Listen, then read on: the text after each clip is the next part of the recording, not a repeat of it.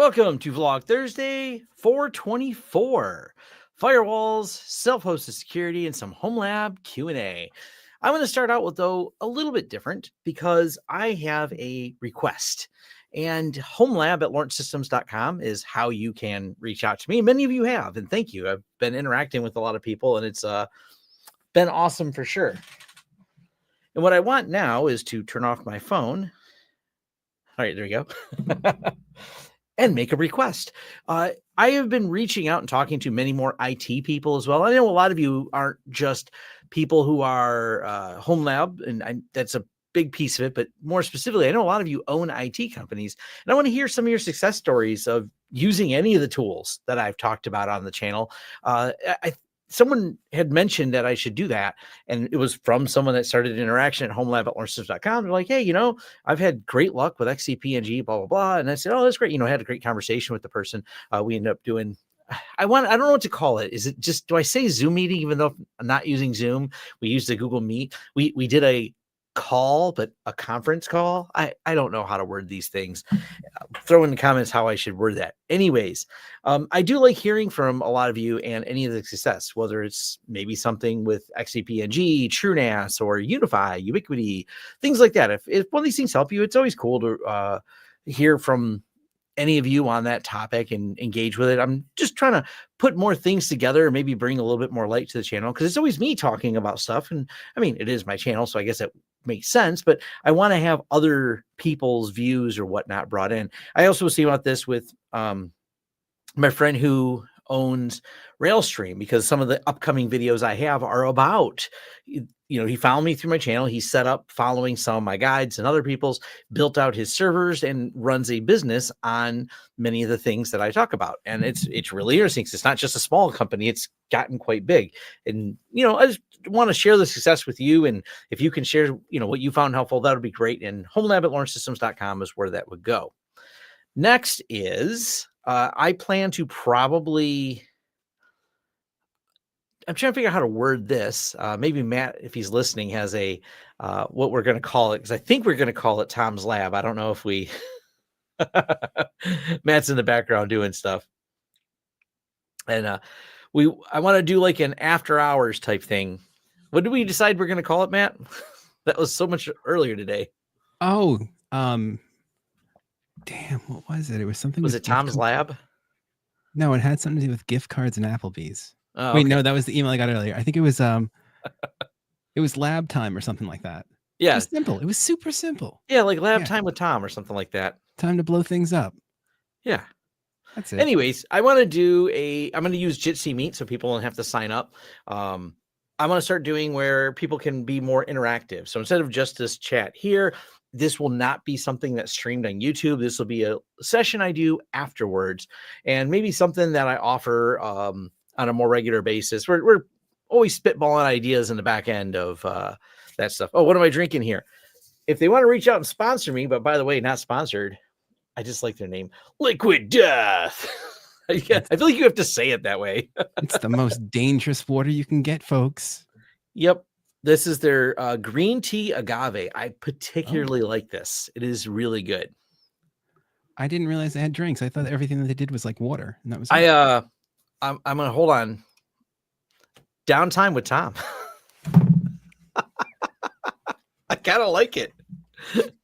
Let's get down. You got the 5 9s, and you got the 0.00001 with Tom. I kind of like that. Oh man, that's funny. Yeah. It's going in the notebook right now. Yeah, we'll hash out what we're actually going to call it. But all right, I was trying to see if we had it. We didn't save. We should take notes when we have these conversations. Boom! Right there. All right, we got it. It's memorialized. Mm-hmm. I'm happy. There we go. Everything else in there. Yeah, there you go. Yeah. All right, I'm gonna let you get back to it. Have okay. a good one, guys. Good afternoon, Michigander. I'm having an issue getting Chasm to work with HA Proxy, Vanilla Chasm, installed per your video, even try or for 3, maybe a container issue. I have not tested it with HA Proxy. If I get some extra time, I will, but I don't know what else it would need in terms of parameters. I did test it with Nginx proxy manager and it worked fine. So I don't know exactly why it wouldn't work, but I just don't have it set up somewhere where HA proxy is. Not that that's super hard to do. I just don't have, I got to find time to set some of those things up. Probably better for the forums, but do you know a way to hack ULA into UniFi? I don't have any idea. So not sure. Don't know the answer to that one. But we do know the answer to many things. So let's kind of go and let me find it real quick. Actually, it's maybe you're the one that posted. There is a discussion going on. Oh, I'm guessing by the same name. Let me share this with everyone because it's in my forums. I see an HA proxy discussion going on, but as I said, I don't use it, so I don't really know. But yes, there's a discussion in my forums about it that, you know, I see some people throwing out suggestions. So I'm really not sure. The things I am a little bit more sure about, and we'll talk about this right here. This one. People were complaining, and I didn't think to talk about security a lot in the Nginx proxy manager video. But this seemed to be a concern with people that it had a CVE that's been fixed. And I kind of don't understand the concern because first I realize probably what I need is I stop assuming people understand CVE and CWE and what those mean. And probably I need to do a video about that because maybe that's a fun topic to explain the CVE.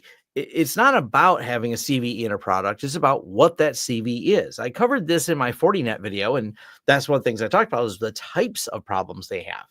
And the Nginx proxy manager CVE was an unsanitized input in the management interface, essentially, that would allow someone to first have to have logged in to the management interface, and then using unsanitized input, they could pivot to gain privileges of the system itself. And I mean, that's something that should be fixed, but it's not a showstopper. It's not it's a fixed problem. And people seem to be complaining that oh my God, Tom, you recommended something that's had a CVE. I'm like, well, most software's had a CVE.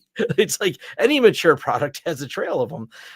So I don't know. I thought that was kind of strange, but I think maybe there's a topic in there where I just go and dedicate some time to just explain what these things mean, because there's another discussion I seen in another forum, and it's someone complaining about the SSH function in XCP-ng.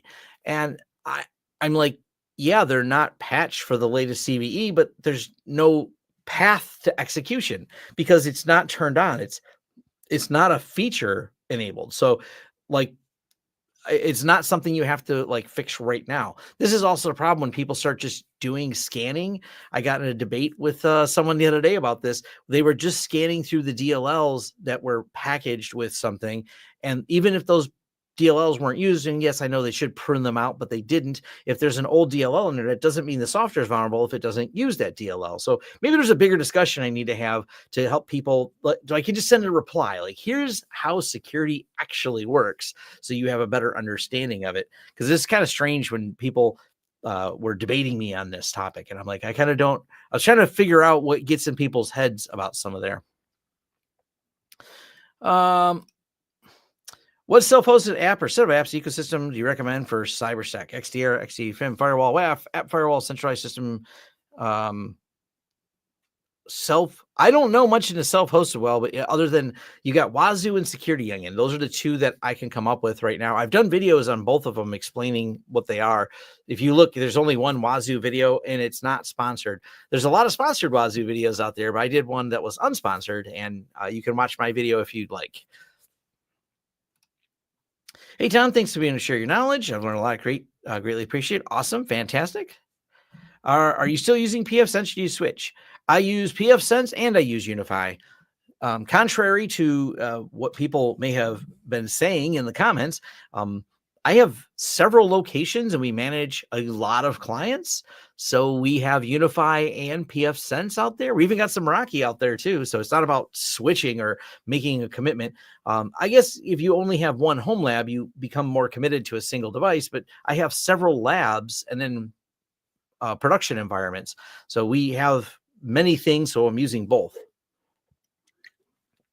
Specifically at the chair I'm sitting in my studio right now, it is using UniFi. But if I were in my lab in Toledo, it would be pfSense.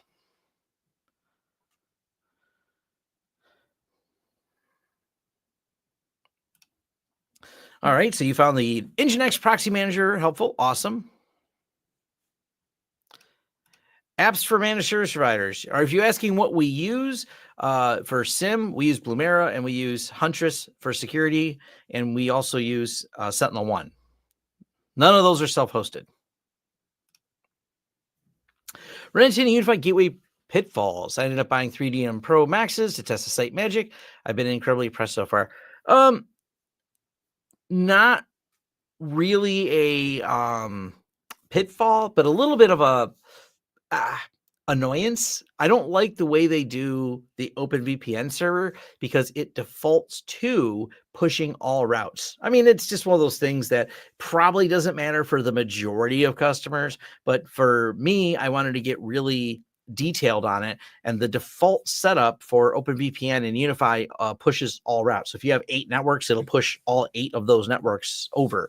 I don't like that. I like the way pfSense does it, where you pick which networks. That could be a future update where they fix it. I mean, this is not the end of the world or anything like that, but it is something that I thought was less than great. But if you use their other tools, like some of the site magic stuff, and if you use their UID, I believe you can get more specific with it, but like just the general OpenVPN one doesn't have it.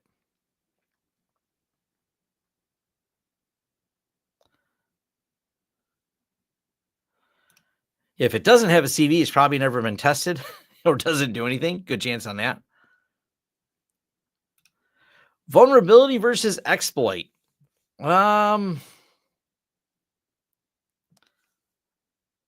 Yeah, I think that would probably be part of that same talk. So that's probably in there, because understanding how path to execution gets there matters a lot. I don't use Wazoo in the enterprise, so I don't know.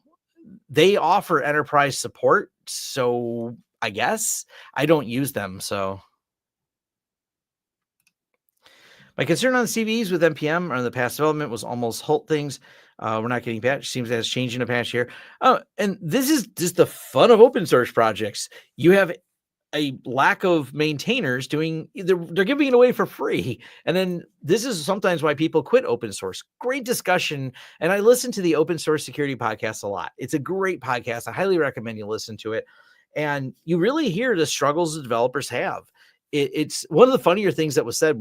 This goes back to their discussion around the SSH vulnerability that was found. Was it last year? Because someone got into the repos and was building something really unusual. And people were clamoring, going, we need to know the full identity and name of anyone who's doing development. And the open source security guys on that podcast are like, oh, clearly you've never worked in open source. You've clearly never had a death threat because you didn't do a pull request someone didn't want. You certainly don't want those people to have your actual name, because it only gets worse from there. But a lot of people do not want to donate anything to the open source projects, but they want to be extremely demanding on the developers. I kind of thought it was funny when the Squid project, and when that kind of got found, someone took the time to really research and find all the problems in it. They let the developers know, and they're like, there's not enough of us to fix it, so it's not happening. If you want to fix it, go ahead, buddy. They're like, we'll accept some pull requests if you want to rewrite this. Oh, man.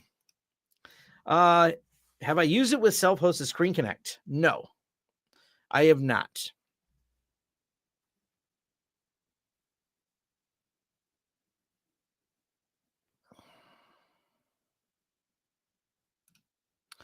Another YouTuber did a video and highlighted CVEs. My process checked and read CVEs, checked repo, saw the patch, watched Tom's video, and switching. Hey, great to see you here on the live stream.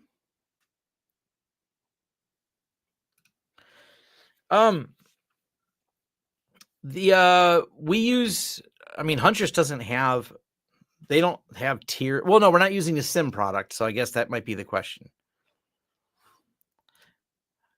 If you really want business questions, highly recommend posting to forums. I'll give much more concise answers in there. Do I have Home Assistant monitor my Homelab?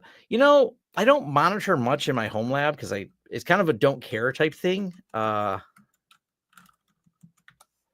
I think there's only, we'll share this tab instead. There's one thing being monitored in my Homelab right now. I've been meaning to set this up. You just reminded me that, yeah, I should set this up. I have Uptime Kuma. I mean, it's set up. I mean, set up in terms of I got it running, but I never added anything. So it's working. Uptime Kuma is my go-to monitoring. We do that for the businesses. Not business, but the production environments. It's not something we use commercially, though. We use commercial tools to monitor all of our client stuff. But internally, I've used Uptime Kuma in the past to monitor some of my internal things for status and notice. Huntress sock, what does that mean? Fair enough. I will give a shout out because they're friends of mine real quick. Huntress is a cybersecurity company, and we use their tooling. So we use Huntress that, and someone's asking what other tools we use. We use SentinelOne, and we use Blumera. So I'll give a shout out to Blumera, which I've done a video on Blumera. So we've worked with them, and you can look up SentinelOne. I'm not going to Google that one for you.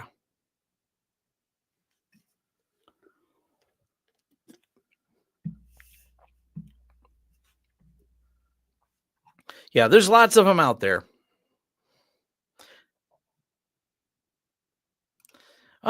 I actually think there is a way to do that. So monitor type. Oh, interesting. They've added more things in here. Docker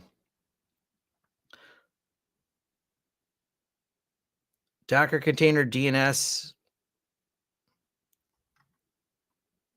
TCP port. So yes, maybe it would monitor the port, but it's not going to probably make an actual API call here. But if this, I mean, go to read the documentation for Uptime Kuma and see if it fits your needs. It's free. It works great.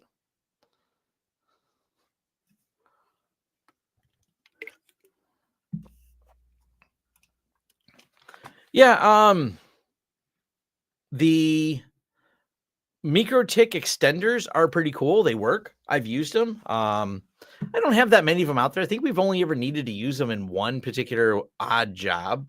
So yeah, give them a try.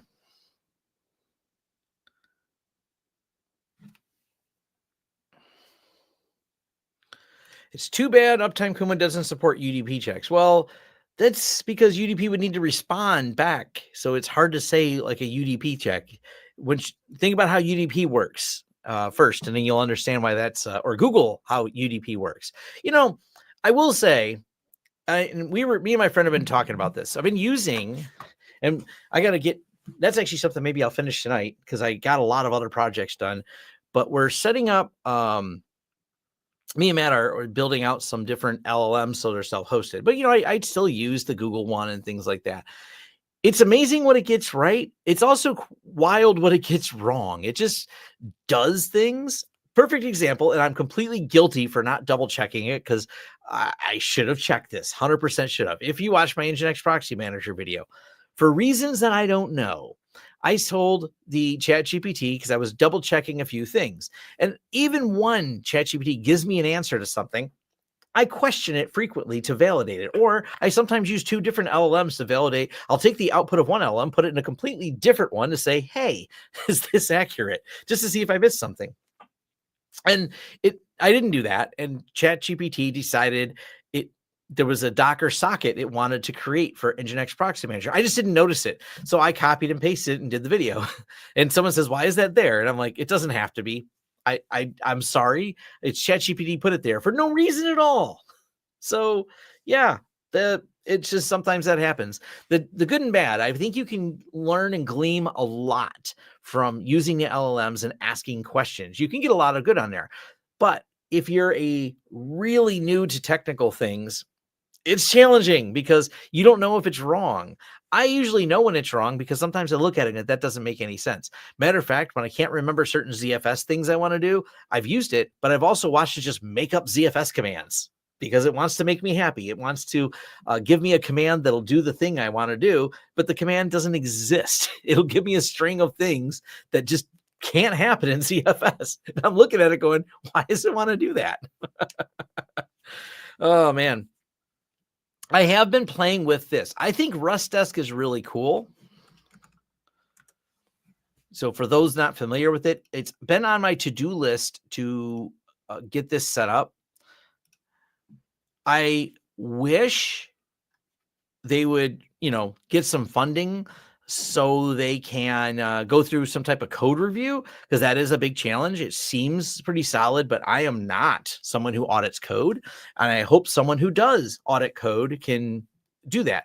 The problem is, in doing a code review can run you easy $100,000 to do code review. So it's by no small task that it's hard for open source projects to get good code review.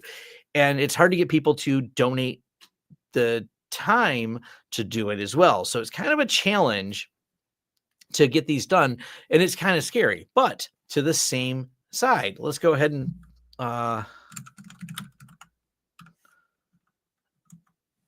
we'll pull something up here, because this is really important, because there has been a level of code review that Screen Connect, a commercial paid product owned by ConnectWise. ConnectWise is a company worth in the range of $5 billion, so they're not small. They can certainly afford a code audit. They have a security team and things like that. And this flaw went on for years in Screen Connect. And the Screen Connect it was referred to as the slash and grab. And this was a flaw found in Screen Connect all the way since like the very first version. For years and years and years, this flaw sat there where anyone could take over someone else's Screen Connect. And that is a wild thing. So it's not like that a code review is a magical way to say there will be no vulnerabilities. A code review simply means that the system has been reviewed and no one who's at least as clever as the person doing the code review can get into this system. But this does happen. But either way, I think it's pretty cool that Rust Desk exists. I've actually been, I will probably do a video on it. I just want to use it a little more to make sure I'm clear on a couple things, as I want to set it up. I want to play with the web interface a little bit more. I like the web version of it more than just loading the different tool. But either way, it works. My testing with it has gone well, I should say. Yeah, I'm actually surprised how it seems to be pretty well put together, or at least fast. ChatGPT loves to tell you about non-existent Terraform providers. Yes. Oddball, is there's any music video you play, signify, celebrate project success? No, I generally don't. How's it going? You're excited to come by. Yeah, me and the Bearded IT Dad are going to be hanging out. So I will pull up a picture here. We still have this much snow. So there's still plenty of snow here. I'm assuming it'll still be here. I don't know. It's hard to predict Michigan. Yeah, code review is not equal to bug review. And it's kind of, there's a lot that goes into code review or even a security test or application pen testing. Yeah.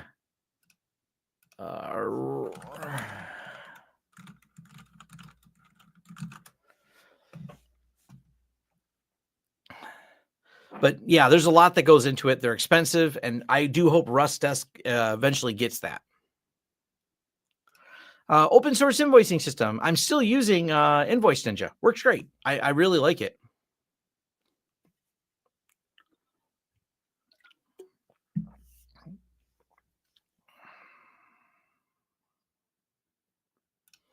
Why is the UXE Pro stuck in firmware limbo versus the UDM Pro?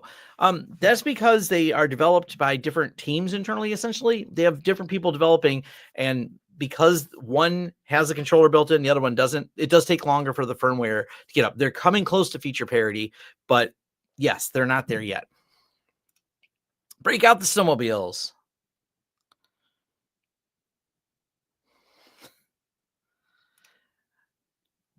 Yeah, it is snowing. I think it's snowing right now. I can kind of see out the window.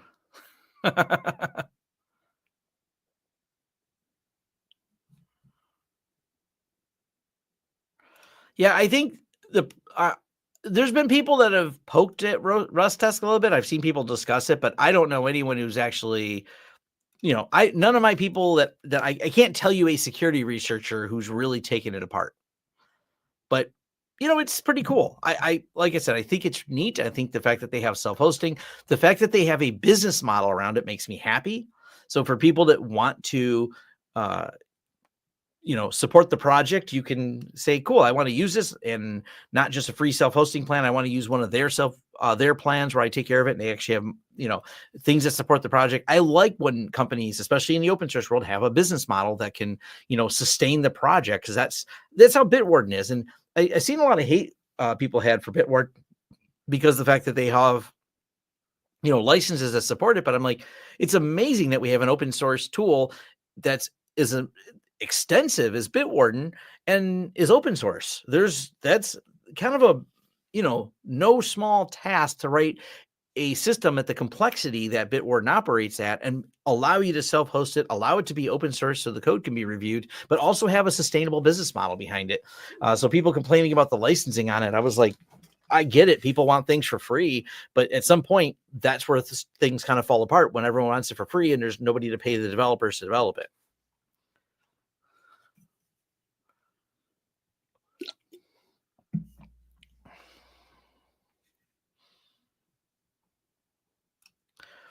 Thank you for the Chasm video. I tried self-hosting about a year and a half ago. It was really slow compared to their SaaS model. Looked more performant.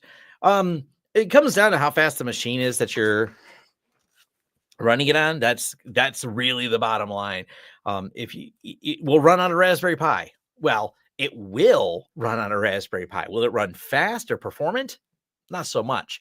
So I like the fact that it can do those things, but there's a reality to it of, yeah, maybe it's not the best at doing those things.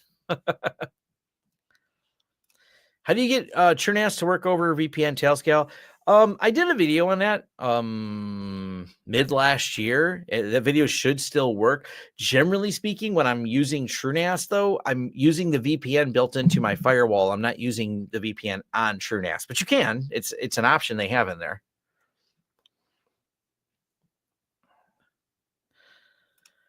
I didn't see anything compelling about Passbolt that made me want to switch. I mean, switching a password manager when you've been using it for years, and Bitwarden is like the gold standard for transparency. They've gone through annual code reviews by different companies. They publish the findings. They're extremely transparent. So for me to switch products, I have to say, wow, that has a feature I would love to have and meets all my security requirements, because, well, password managers matter a lot about security. People were asking me when Bitwarden first came out why I wouldn't use it. And I was like, because it hasn't gone through code review. I actually was in contact with Bitwarden. I talked to them. I, had a conversation with them about it.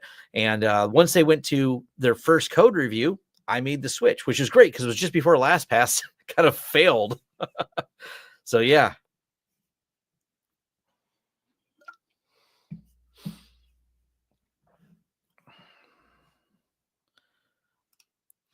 It irritates you that people always expect open source to always equal free. I want open source because I like flexibility to tweak things and risk of vendor lock-in. I'm happy to support. Yeah, and that's how I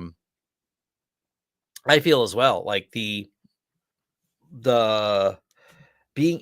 being able to tweak it, being able to very much customize it, but at the same time, XCP&G is an example of that. People get mad at them. The fact that, like, if you want XOA as a delivered service, they have a recurring fee attached to it, and people freak out. And Oliver, head of that team, has been extremely clear and very transparent. He says, if I don't charge, I don't have a way to pay the team. at some point we have to have a way to offer support for our clients and, be able to have a option so people can pay us, because if not, the product development stops. There's like 100 people working at Vates on that project, and people just sometimes they don't get it. They're like, I can't believe they actually charged me for this. And I'm like, yeah, I mean, grab the code and work it for free, but yes. You said the company's based out of Singapore. Are you referring to Rustdesk? I don't know. I don't know where they're from. About us. So let's I'm just catching up here on these.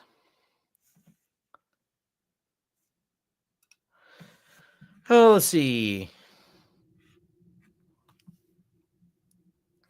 Rustdesk is Conceive, CEO, Joseph Jacks. Oh, cool. They're a VC dedicated open source. That's neat. Yeah, Singapore. Nice.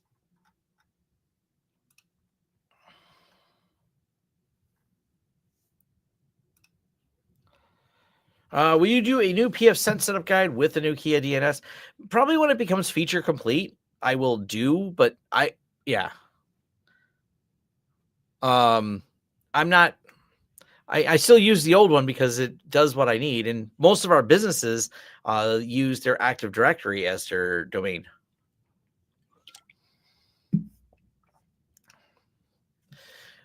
Are you still using MediaWiki? No, when we merged, we stopped using MediaWiki and we use a tool called Hudu, HUDU. Any love for Alta Labs? I've been testing their stuff. I don't hate it, but it doesn't get me that excited either. There's nothing about Alta Labs that, like, they kind of tried to make themselves similar to Ubiquity. But once again, it kind of comes to, cool, you made a product that's about the same as the other product I use. That's not a reason for me to switch products. You have to solve the shortcoming of the product I'm using. You have to have a feature that my current product doesn't have to make me want to switch. Because this is something, especially with the way we do large scale projects, if we're going to install 300, 400 access points for a client, that's several $100,000 worth of equipment. I have to know with confidence that I can sell that many and support that many. And I just don't know Alta Labs well enough, for one. And two, there's not this killer feature that it has that makes it so much better to use. And that's where I kind of like, I like that there's competition in the market, but the competition has to do more. I mean, TP-Link came out with a less secure and cheaper product. So their market value is, we're less than UniFi. We're more buggy, but we're less.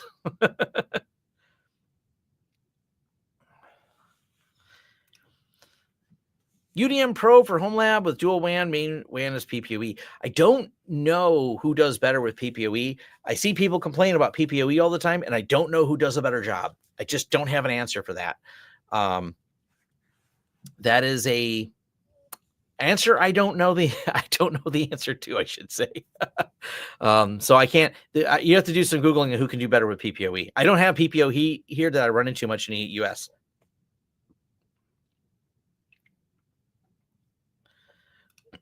I have a video on, if you type in pfSense DNS, I have a dedicated video on how to do DNS and pfSense.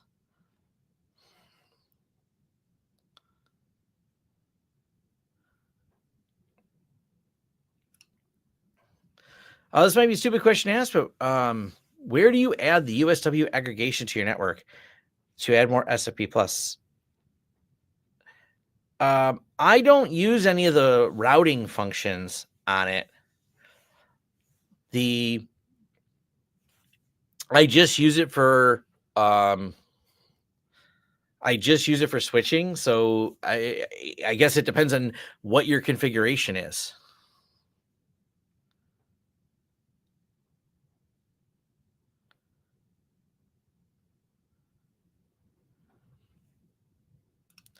Sounds like you're using Hudu as well. Really good API, self-hostable, not inexpensive. Yeah, I mean, it's what we use. It works.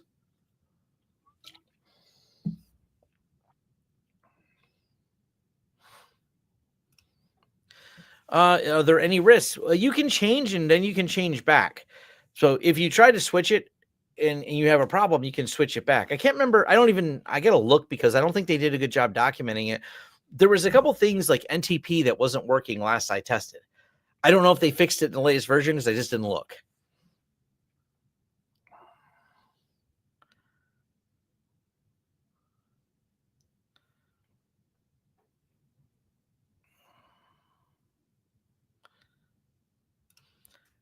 I've used XCP&G on a 2.5 gig interface, so it works.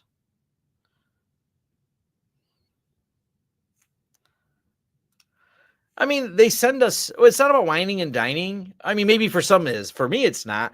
Because I own a IT services company and we do project work, I base my reviews on real world and the actual usage of the product. That's what matters to me. It's not about just sending me free stuff that just doesn't do it for me. That's, cool. I get a couple hundred, when they do send me a free thing, like, cool, I got something worth a few $100s. Not that I'm not appreciative of that, but you give you kind of, I've showed pictures of what, like our lab and things like that before, and it hopefully gives people the scale and scope of what's in our lab and what we're using for clients. I'm gonna pull up one of the pictures. Like I talked about this, I think last week. This is part of a client project that was $300,000. Like we have all kinds of equipment. I care about the equipment working. I care about that. It's not about the, oh, look, they sent me a free thing. Let me sacrifice my integrity to get a free Wi-Fi. Doesn't really work that way for me. Favorite Linux distros for desktop environment. I'm a big Pop! OS person. I've been using it for years. I don't distro hop. I'm not the person to ask about distro hopping. I've been using Pop! OS. If you ask me if there's another one I use, yeah, just Pop! OS. I guess Ubuntu's fine.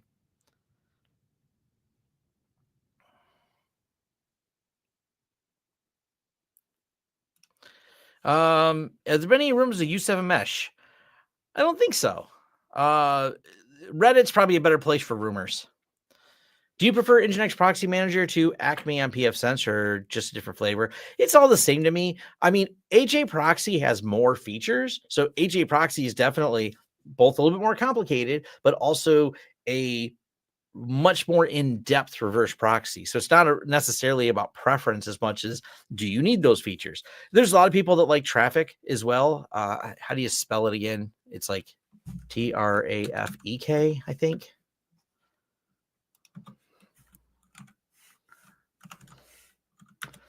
IK. There's a lot of people like this. And I got, if you want to use traffic, this is another good one. This one even has commercial support as well. It's just about whatever works for you. And it comes down to the features. Do you happen to know if Ubiquiti has any plans to improve their documentation? To be generous to call it lacking? Yes.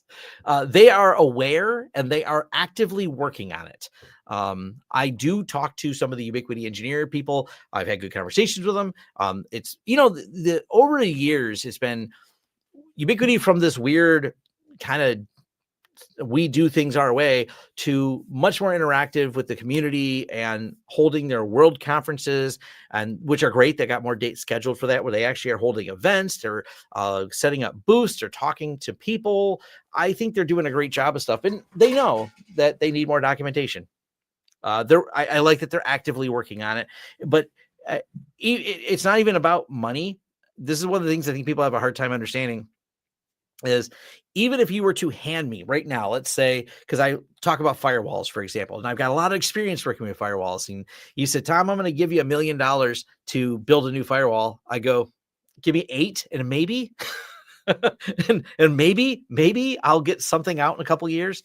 Finding the people that are good at writing documentation, not easy. No small task. So they are actively working on it, which I think is awesome. But I also realize the task at hand of years of pfSense having it versus Ubiquiti going, yeah, we probably should update this. Who's good at documentation again?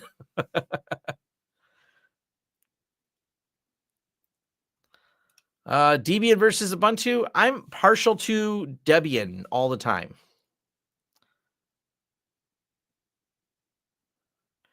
Yeah, there's a lot you can do with traffic. It's a good system. Are you aware of any documentation for head scale with a proxy? No, I am not.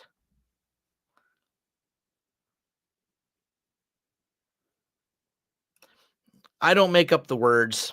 It's called a reverse proxy. I mean, there are forward proxies. That's why it's called a reverse proxy. Squid is a forward proxy.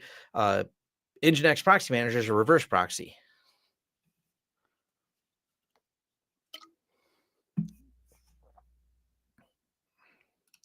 Yeah, I mean, it comes down to it's just hard to for clients rely on me for product choices. That's part of the value when they hire us for consulting. And we were just talking. I got these enterprise switches sitting next to me, which I'm got to do some testing on. People are, straight up, people ask me, can I use these in my data center? I said, I don't know. And I'm a big fan of Ubiquity, but I don't have any data outside of my own testing. So we have a company that's taking a risk on it, so to speak. They're willing to, they've been really happy with all the other Ubiquity stuff. So they're going to set up some multi-lag chassis and use some switching from Ubiquity. And I was like, that's great. So it's hard for me though to say, I've never tested a large scale Ulta deployment. I don't know enough about it. And because it doesn't offer anything compelling over Ubiquity, it's not worth the risk for me to say, let's just switch to another brand. Especially because, you get technicians very used to a particular brand and that's what they know how to troubleshoot. And so it is hard to switch. This is part of the reason Fortinet is out there so much. People really like them despite all the problems they have because switching's hard.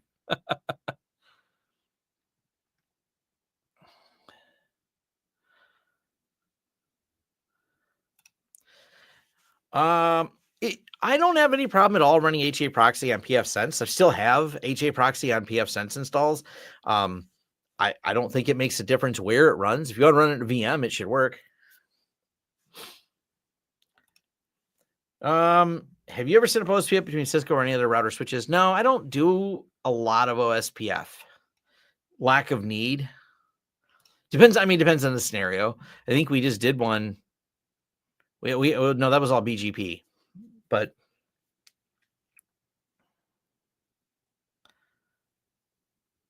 nonetheless, someone just says hi. Hello. What was I babbling about here? Oh, man. All right. I will probably keep this short because I want to do the next thing. So let me start the next thing so I can tell people what the next thing is.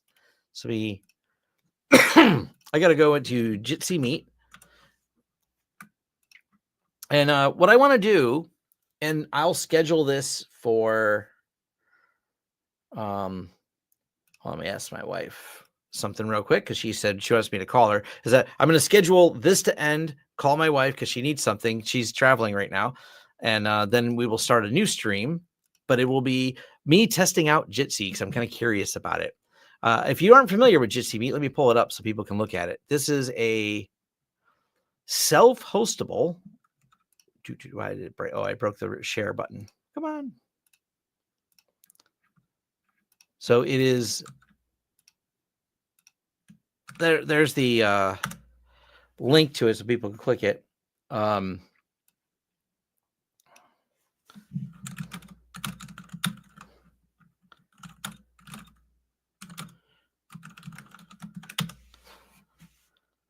See what my wife says. So I'll tell you that, folks, a time. What I want to do is see how many people want to join and do a more interactive session so you can ask me questions, voice, not just chat. I think there's chat in there too.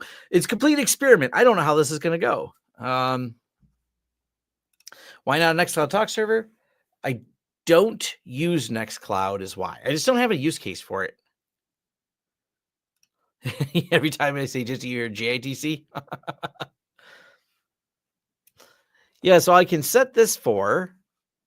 So let me go ahead and give it a name. We won't have an official name for it, but I can at least do this. So did I sign in? Don't show that again.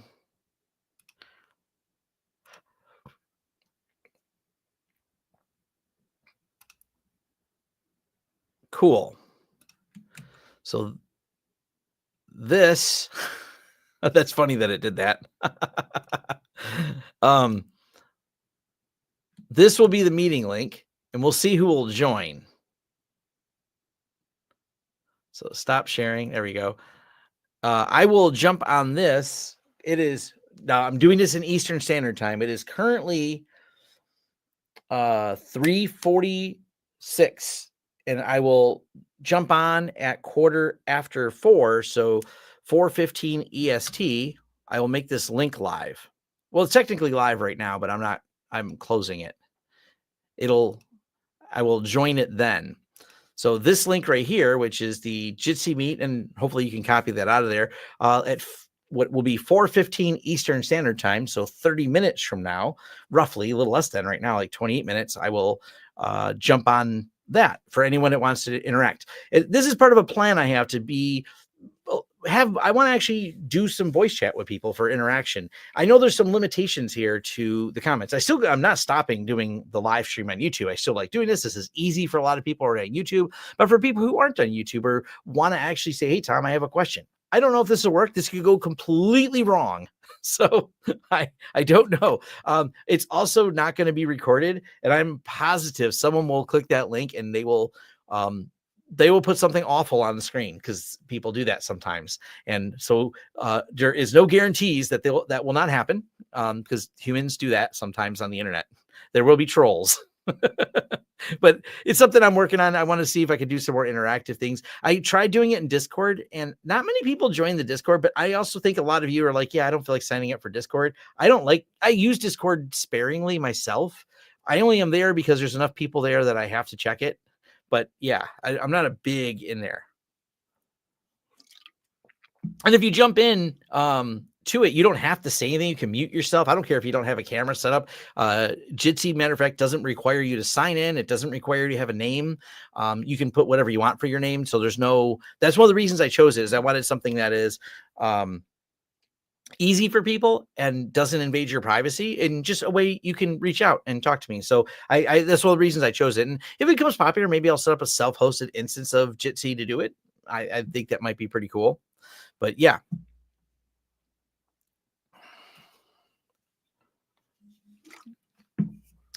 With this one here, I get this question a lot.